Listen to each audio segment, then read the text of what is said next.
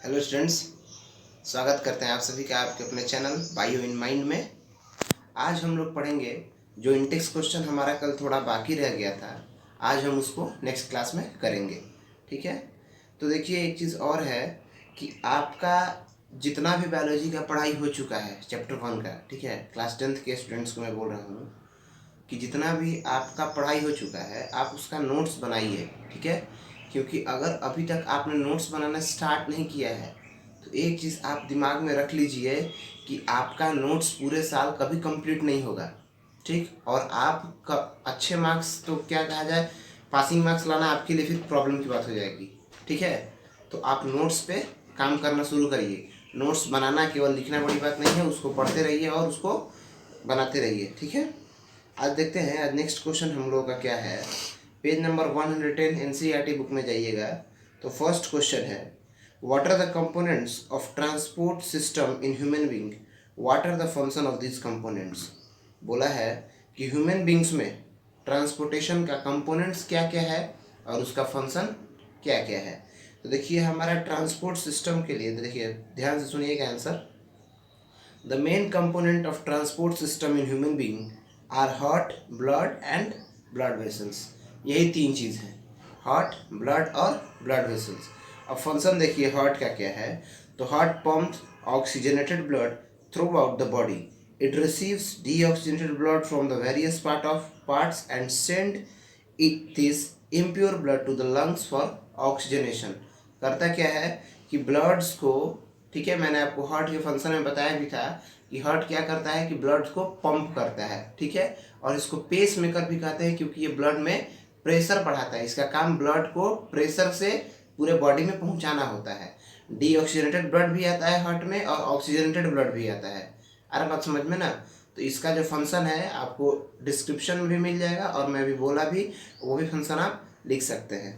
Blood का function, blood helps in the transport of oxygen, nutrient, CO2 and nitrogenous waste. ठीक है, nitrogen हो गया, CO2 हो गया, ऑक्सीजन हो गया और नाइट्रोजनस वेस्ट हो गया। इन सभी चीज़ों को ब्लड कैरी करता है।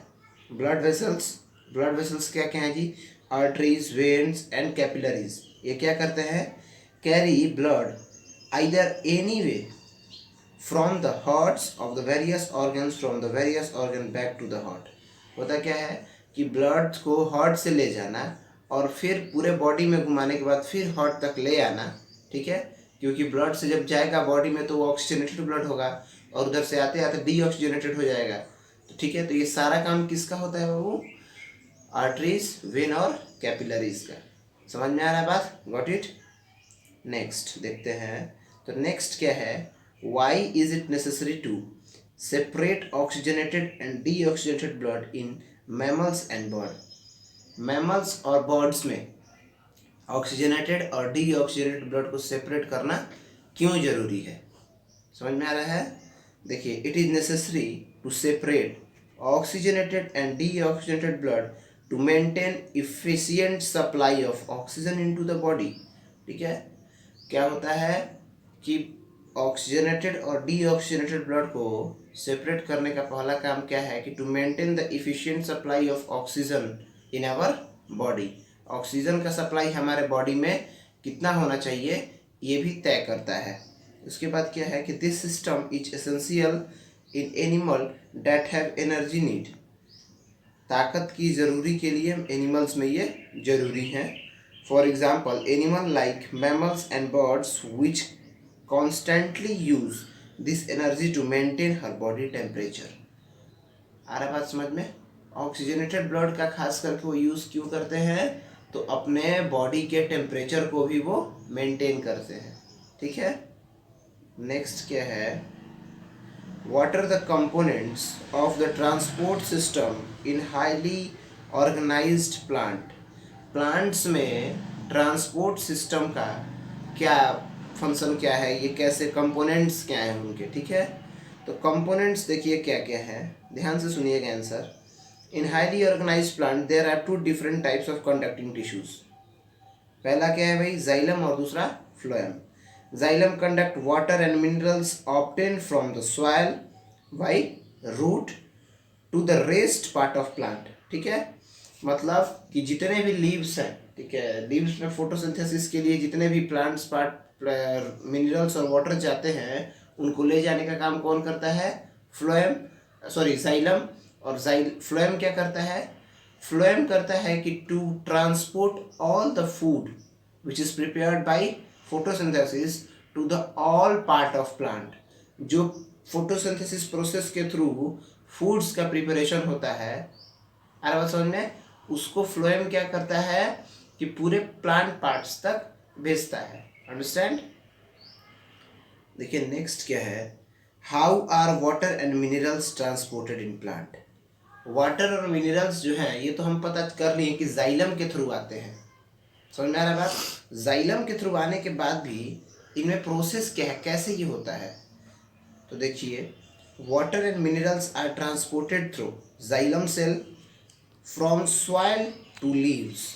The xylem cell of root, stem and leaves are interconnected to form the conducting channel that reach all part of the plant. The root cell take icon from the soil. These create a difference between concentration of icons of root and soil.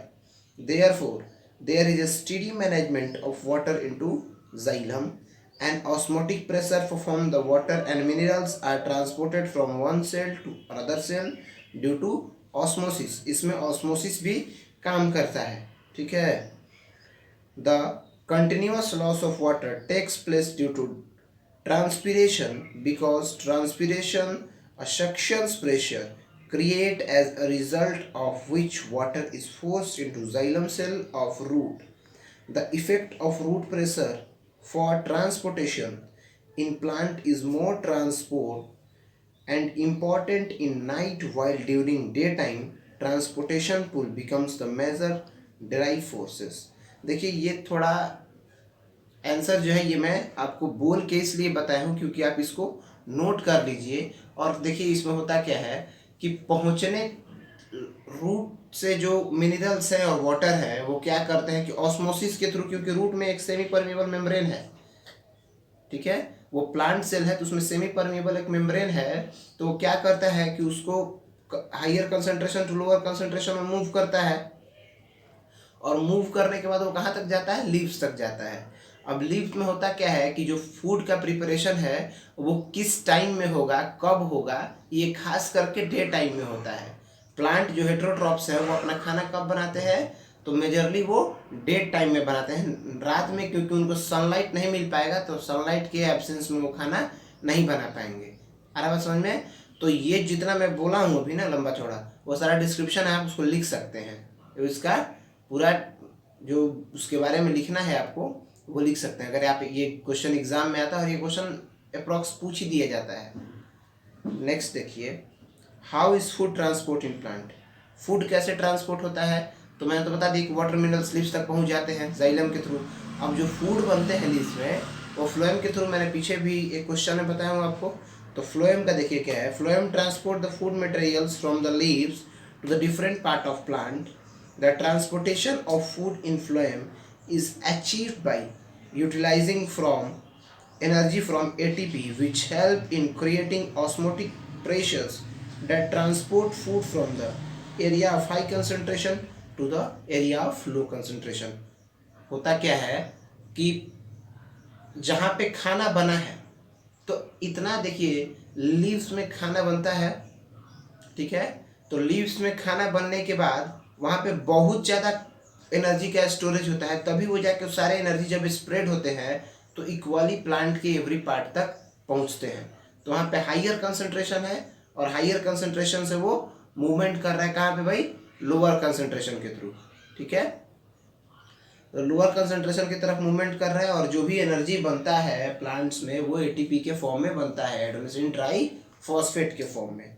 Next देखते हैं, describe the structure and function of nephron. मैं ये आपको बता चुका हूँ।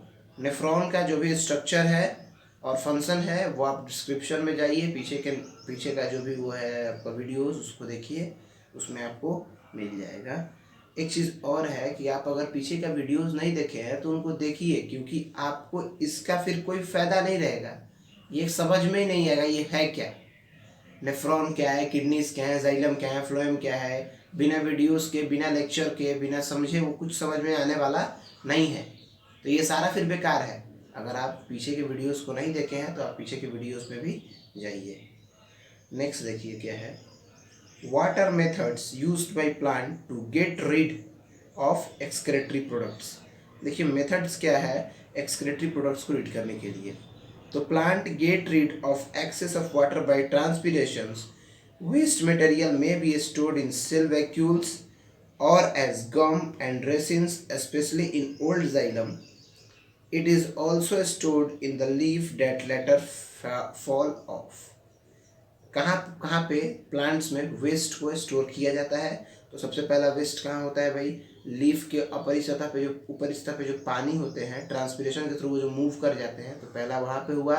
दूसरे क्या है, ओल्ड जो बार्क है प्लांट के उस पे रहते हैं। और तीसरा कहाँ रहता है भाई? तो तीसरा रहता है जो फूड जो सॉरी लीफ फॉल अप करता है, जो गिरता है, उसमें जितने भी फैट होते हैं प्लांट के वो स्टोर होते हैं। आ बात समझ में? नेक्स्ट देखते हैं, how is the amount of urine produced regulated. देखिए the amount of urine produced depend on the amount of excess water dissolve in water presence in the body. Some other factors such as habitat of an organism and hormone such as antidiuretic hormone ADH भी इसको बोलते हैं, also regulates the amount of urine products. बोल रहा है कि urine का जो प्रोडक्शन है, यूरिन जैसे प्रोड्यूस्ड होता है तो उसको रेगुलेट कौन करता है, उसको मेंटेन कौन करता है? तो भाई सबसे पहले यूरिन के प्रोडक्शन के लिए हमारे बॉडी में वाटर चाहिए और ADH भी यहाँ पे बोला है, एक हार्मोन है एंटीडियूरेटिक हार्मोन, ठीक है? तो ये भी जरूरी है यहाँ पे। इतना तक समझ में आया? आज आपका जितना भी इंटेक्स क्वेश्चन है वो क्लियर हो गया। इंटेक्स क्वेश्चन में अगर प्रॉब्लम है तो आप पूछ सकते हैं। एक चीज़ और आपको मैं बता दूं कि जितना भी चैप्टर्स में डायग्राम है, अगर डायग्राम आपको बोर्ड पे नहीं समझ में आता है तो आप NCERT के थ्रू जाइए, NCERT में भी आपको डायग्राम क्लियर है।